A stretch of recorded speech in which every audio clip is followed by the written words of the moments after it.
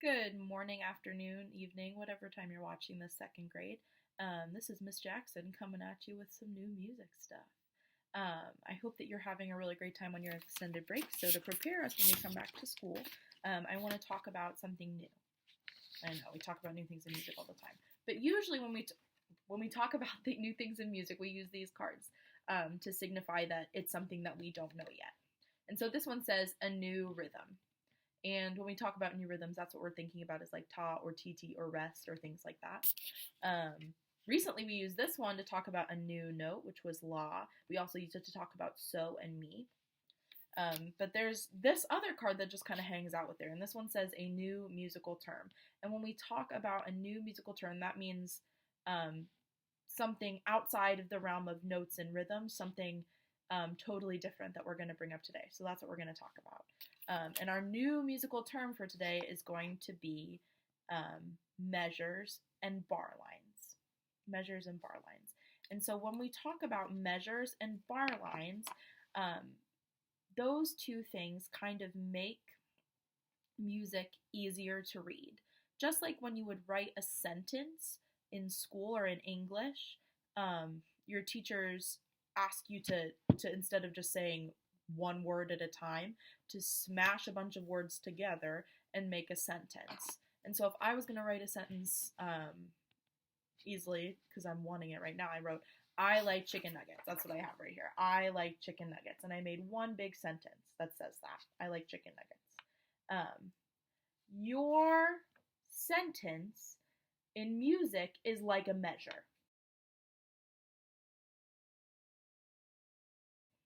Is like a measure. So I'm going to go ahead and write the rhythm for what this would be underneath it so you can get more of an idea. So I, one sound is ta. Like, one sound, another ta. Chicken, which is going to be two sounds, so that's going to be a TT. Nuggets, two sounds, so that's going to be another TT. Ta, ta, T, T, T, T is going to be my next thing. So for the time being, this is my music sentence, and it has 4 rhythms on it. So this is a 4-beat rhythm, 4-word sentence. We're into it right there. Now, how do I know that a sentence comes to an end? What comes at the end of a sentence to let me know? I'm hoping you're thinking punctuation. So at the end of my sentence that said, I like chicken nuggets, I put a period. I put a period to say, hey, this is the end, I don't want to write anymore. In order to do that in music, we use this thing called a bar line. And bar lines are like our punctuation. Those are going to be our periods, our commas, our exclamation points, our question marks, whatever have you, to signify this is the end of my music sentence and I want to be done saying what I have to say. And so I'm going to put a bar line. Super easy to put a bar line. I'm going to put it in purple so that you can see it a little bit easier.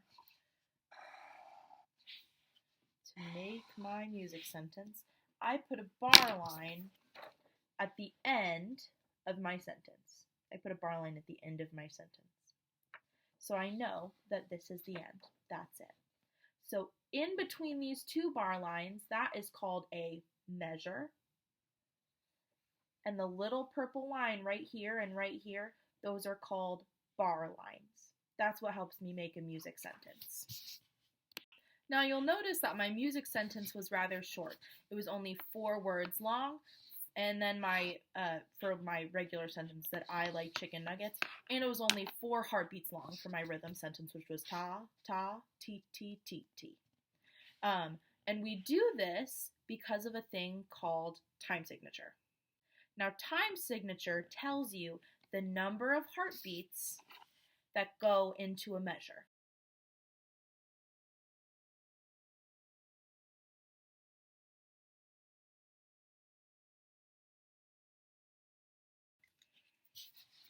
So for my sentence that says, I like chicken nuggets, I have 1, 2, 3, 4 heartbeats in my measure. 4 heartbeats. And so to tell my reader, if someone else was going to read this, I would put a 4 here at the top. Hearts. I would write this symbol to tell them. I'd say, I have 4 beats. in my measure, 4 heartbeats in my measure. And the reason why we have time signatures is so that as musicians, we can't write run-on sentences. I'm sure that your second grade teachers and maybe your first grade teachers have talked about the dangers of run-on sentences. So when you write a run-on sentence, that would be something that goes for too long. There's too many ideas in it. It can be separated more. So if I was going to write a run-on music sentence, it might sound like this.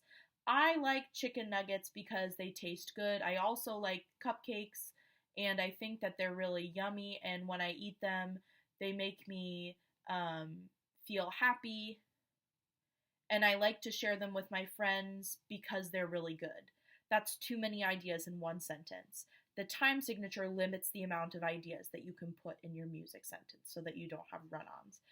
So far in music class, we have had songs that have 4 heartbeats in them, and we have songs that have 2 heartbeats in them. And you know that because I have these guys that I put up on the board over top of the rhythms for the songs that we're reading or writing that day today. And so oftentimes if we were going to sing a song like Good King Leopold, oh, this is going to be kind of janky. Hold on. If we were going to sing a song like Good King Leopold, it might look like this. I might have the rhythms that go, Good King Leopold. Ah! But you get the idea. Good King Leopold, may we cross your kingdom. So you can kind of get that there. So for Good King Leopold, I held up 4 hearts because that's how many heartbeats I have in the song. For a song like No Robbers Out Today, like we learned a couple weeks ago, No robbers out today, we're only going to have 2 heartbeats for that song. So it'll sound like this. No robbers out today. No robbers out today. We are singing on our way, for there's no robbers out today. And we go back and forth between those 2 heartbeats. Well, you might be thinking, well, Miss Jackson, what do we do if we want to write a measure and put bar lines in a song that only has 2 heartbeats? How do we separate it? Good question, kiddo. I got you. So if I was going to write a sentence that only had 2 heartbeats in it, it has to have like 2 words. So I was going to say, I'm happy. I was going to say, I'm happy. My first rhythm from I'm, ta, happy, 2, TT. So I had that there. I'm happy. That's my 2-word sentence. See how it's different? It's a lot shorter. I'm happy. It's exactly the same. I would put a bar line that goes at the beginning and a bar line that goes at the end to say, hey, this is my sentence. Oh, and I can't forget the punctuation mark on my actual sentence. Say this is the beginning, this is the end. And then in order to tell my reader, if someone else is going to read this, in order to tell my reader how many heartbeats they have per measure, what would I have to put there? I'd put the beat on the bottom. But what should I put in this box? What should I put in this box to say how many rhythms, rhythms I should put into my sentence? How many beats do I have here? I have 2 beats. 1, 2. 2 heartbeats in my song. So in that box, I would put a number 2 so that they know that I have 2 beats per measure. So that sounds easy enough, right? All I have to do is figure out how many heartbeats are in my sentence for music, and I have to put some straight lines on either end of it for some punctuation. Easy enough, right? Well, why do I have to do that? Why should I put measures? Why should I put bar lines? Why should I divide up my music into sentences? Well, why do we divide up our English into sentences? It makes it easier to read. It makes it a lot easier to read. We divide up our English into sentences because it makes it easier to read. So I have our rhythm for No Robbers Out Today right here. I have a rhythm for No Robbers Out Today. And I want you to just take a minute and try and read it without any of the bar lines.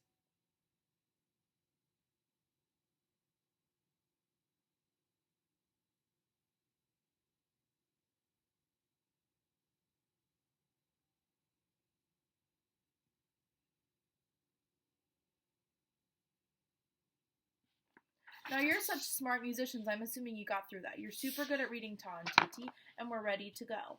But I bet without tracking along, it got a little bit confusing to read. Bar lines help us read more independently. I'm going to go ahead and put in bar lines for our 2 heartbeats, time signature, and see if that makes it a little bit easier for us.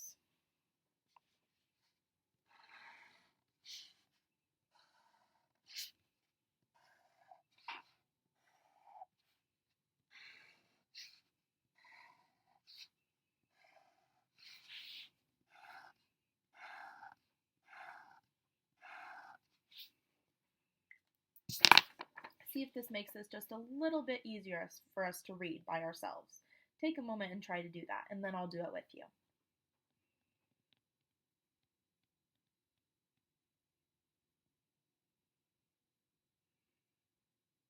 Here we go.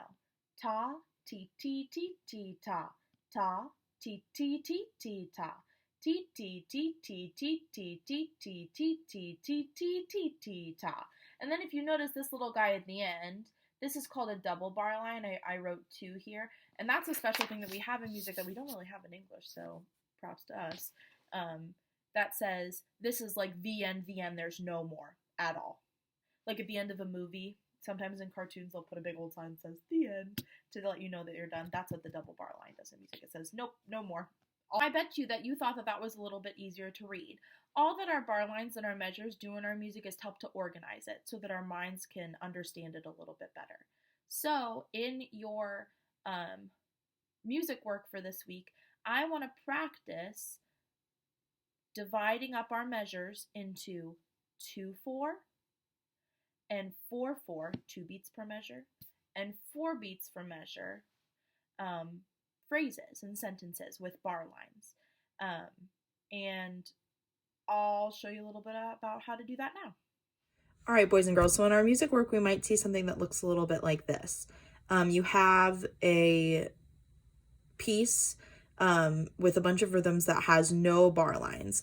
And so your first step is to figure out whether it's 2/4 or 4/4. And you can do that by looking at the time signature. A 2 time signature will have a 2 on the top with a heartbeat on the bottom, and a 4 time signature will have a 4 on the top with a heartbeat on the bottom. So we know that this one's 2. So that means that every single time we see 2 rhythms, we have to divide it up. So this one, we have a ta, so that's going to be 1 beat, and a TT. And remember, TT is going to be 2 sounds on 1 beat. And so after we've done that, that's our 2. We're going to put a bar line right down the middle like that. And then the next one we have is a toss. So that's going to be 1 and a rest. And a rest is no sounds on 1 beat. So that's also going to be 1. So we have 1, 2 again. And we're going to put another bar line. And then we go down here and we have TT. So that's going to be 1. Another TT, which is 2. Put a bar line. TT, ta. Put a bar line. And then we get all the way to the end. And once we get to the end, what should we put in order to make sure that we say it's the end? Not a regular bar line, but a double bar line. And a double bar line helps us know that it's the end. All right, boys and girls, that's about all I have to say about our time signature. At the end of this video, I'm going to clip an anchor chart with just some terms that we talked about today and some things that you should remember while you do your written work. I'll try to keep it nice and short and sweet. I hope you have a lovely I hope you have a lovely rest of your day and that you're being super brave. See you soon.